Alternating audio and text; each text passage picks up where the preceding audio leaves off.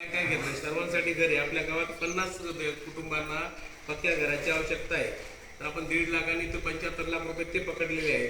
स्वच्छता पाणी, तळते वस्ती पाण्याची टाकी, मसाळ वस्ती पाण्याची टाकी, त्याच्यानंतर चक्री वस्ती पाण्याची टाकी, घोडे वस्ती पाण्याची टाकी, कुंदे वस्ती पाण्याची टाकी, प्रत्येकाला आपण 10-10 लाख रुपये पकडलेले आहेत.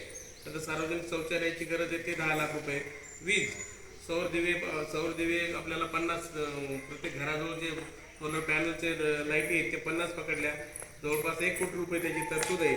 सर्वसमावेशक शिक्षणासाठी प्युअर ब्लॉक कचरा शेड त्याला 20 लक्ष पकडले. सुरक्षित उपजीविका धान्य गोदाम आणि त्याला 1 कोटी. आरोग्य उपोषण अंगणवाडी इमारत नूतनीकरण उपकेंद्र पाहिजे त्याला 30 लक्ष. रस्ते संपर्क नवीन पक्के रस्ते आवश्यक 1 कोटी. दूरसंचार मोबाईल टावरला 5 लाख. पायाभूत सुविधा कृषी बँक वगैरे.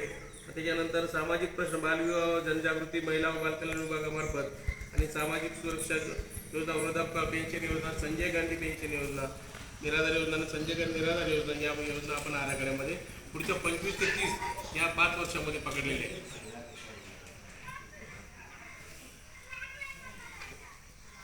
असा आराखडा आपल्याला आता पुढच्या वर्षी पण करावा लागेल. आपण धरला आहे आता 5 वर्षाचा. 25 ते 30च्या दरम्यान आपल्या गावाला काय काय मूलभूत सुविधा गरज आहे हा आराखडा हा केंद्र शासन, याला निधी हा केंद्र शासन पूर्ण 100% निधी केंद्र शासन देणार.